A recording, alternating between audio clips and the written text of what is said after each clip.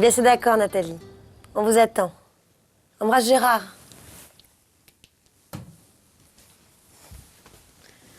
C'est sympa que Gérard et Nathalie viennent. Il reste combien de temps? 3 jours. Ils avaient prévu de rester une semaine, mais Gérard a beaucoup de travail en ce moment. Ah, cette fois, ils sont vraiment décidés à acheter une maison. Ils veulent en visiter plusieurs pendant ces 3 jours. On va regarder les petites annonces, ça leur fera gagner du temps. Tu sais ce qu'ils cherchent? Oui, ils veulent une maison avec un jardin. Tu te souviens, ils nous avaient déjà parlé d'en acheter une la première fois qu'on est venu dans la région ensemble. Il y a longtemps. On leur avait trouvé une belle maison, mais ça n'avait rien donné. Il faut dire qu'elle était chère.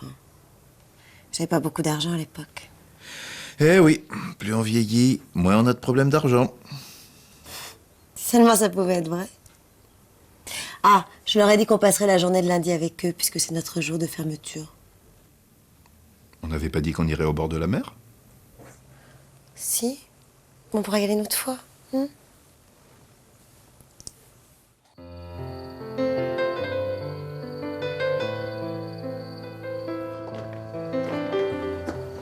Chaque fois que je viens ici, j'ai un choc. C'est de plus en plus beau, tu ne trouves pas?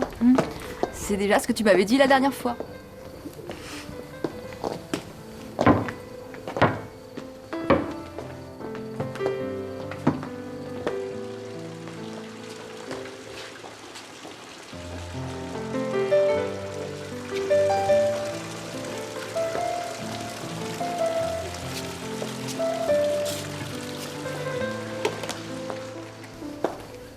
Si on avait assez d'argent, c'est ici que j'aimerais acheter une maison. Avec des si, c'est Bernard et Corinne qui ont raison. Ils n'ont pas à regretter d'être venus s'installer dans la région. Bien au contraire. Il fallait même venir plus tôt.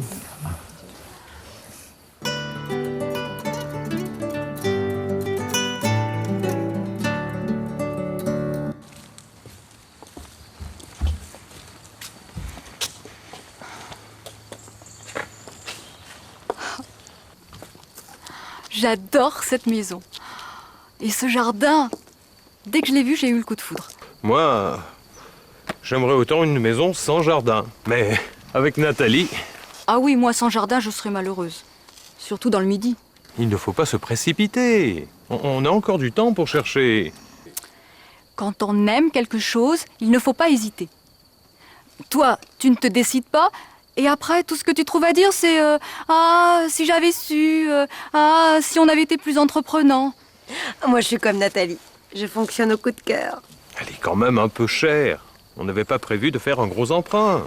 Faites une offre. Les propriétaires ont l'air pressés de vendre. Et puis, après avoir tellement monté, les prix ont bien baissé. N'attendez pas. S'ils acceptaient notre offre, tu crois qu'on pourrait régler l'affaire en 3 jours? En rentrant, je téléphone à mon notaire. Si tout va bien, vous pourrez signer la promesse de vente avant de partir. Tu vois, je t'avais dit que cette fois-ci, on trouverait.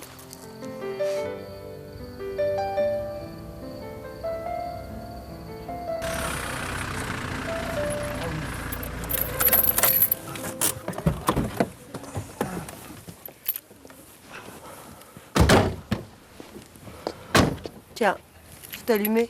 Pourtant, Laura m'avait dit qu'elle allait chez des copains.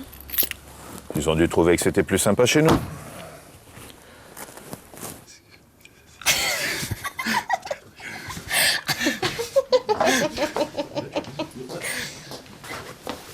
Bonsoir. On allait partir. Au fait, je vous présente Frédéric Duval, mes parents et des amis. Bonsoir. Bonsoir.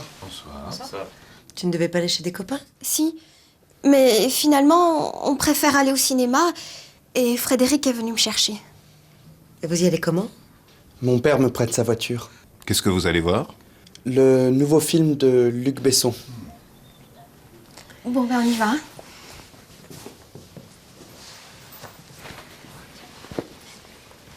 Ah, je voulais vous dire, cet après-midi, la boulangère m'a demandé si c'était vrai qu'on repartait à Paris. C'est une blague? Oui, oui, c'est une blague. Ah, j'aime mieux ça. À plus tard. Bonne soirée. Au revoir. Au revoir. Qu'est-ce que c'est que cette blague? Rien de grave, c'est quelqu'un qui fait courir des bruits sur nous et nos affaires. Comme dirait Joseph, les bruits, ça ne court pas tout seul.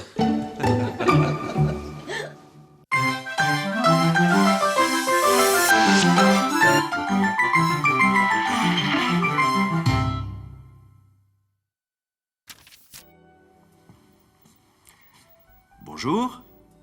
Aujourd'hui, nous allons parler du plus que parfait.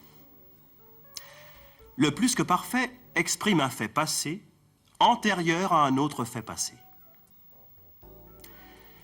Premièrement, on utilise le plus que parfait lorsqu'il y a deux faits passés et que l'on veut montrer que l'un des deux faits s'est passé avant l'autre. On leur avait trouvé une belle maison.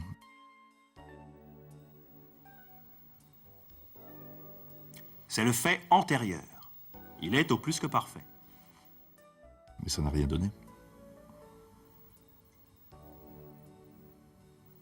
C'est le fait postérieur. Il est au passé composé. Deuxièmement, on peut employer le plus que parfait seul dans une phrase. C'est de plus en plus beau, tu ne trouves pas? C'est déjà ce que tu m'avais dit la dernière fois.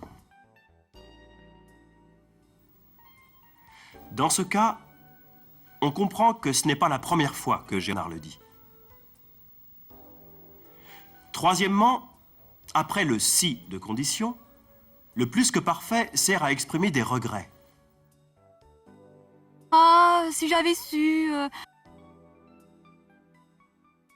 Ah, si on avait été plus entreprenant. Parlons maintenant de la concordance des temps. Quand on rapporte des paroles dites dans le passé, il faut modifier le temps des verbes. Par exemple, Je vais chez des copains.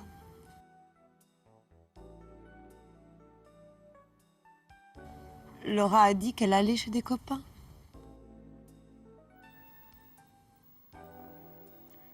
le verbe au présent du discours direct se met à l'imparfait dans le discours rapporté. Je suis allée chez des copains. Laura a dit qu'elle était allée chez des copains.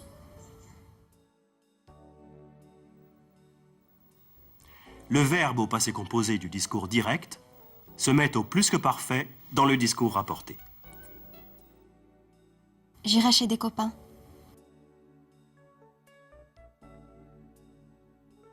Laura a dit qu'elle irait chez des copains. Le verbe au futur dans le discours direct se met au conditionnel dans le discours rapporté.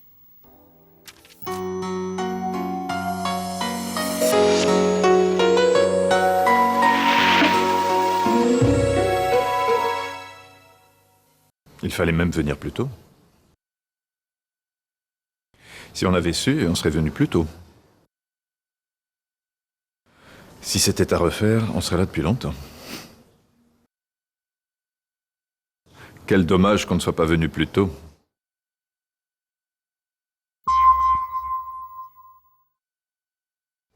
Ils ont dû trouver que c'était plus sympa chez nous. Ils ont dû préférer venir chez nous. Ils ont probablement pensé qu'il valait mieux être chez nous. Ils ont sûrement pensé qu'on était mieux chez nous.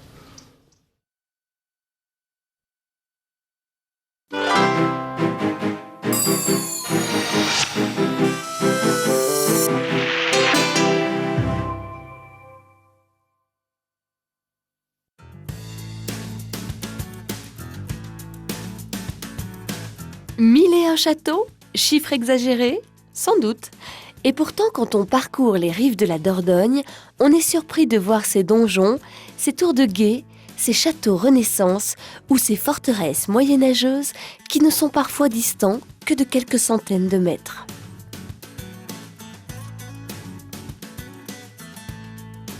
Pourquoi tant de châteaux forts dans ce pays de la douceur de vivre ? Pendant la guerre de 100 ans, les Français et les Anglais se partageaient la région. Les uns et les autres ont construit beaucoup de châteaux et des villes fortifiées, les Bastides. beaucoup de ces places fortes ne sont plus maintenant que des ruines.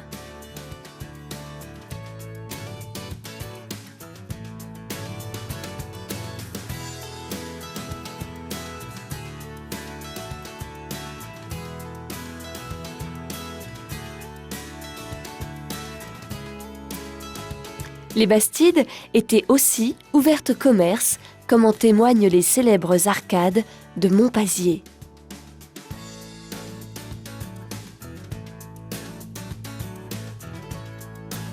Château? Église? Parfois la distinction se fait mal, car les églises peuvent ressembler à des forteresses.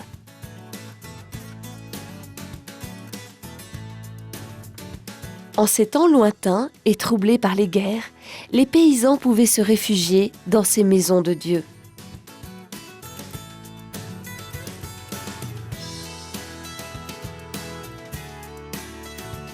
Avant de construire des villages près de la rivière, les premiers habitants creusaient leur refuge dans la falaise. La richesse du patrimoine périgourdin existe aussi sous terre. Il y a 17 000 ans, les habitants décoraient les parois des grottes de Lascaux.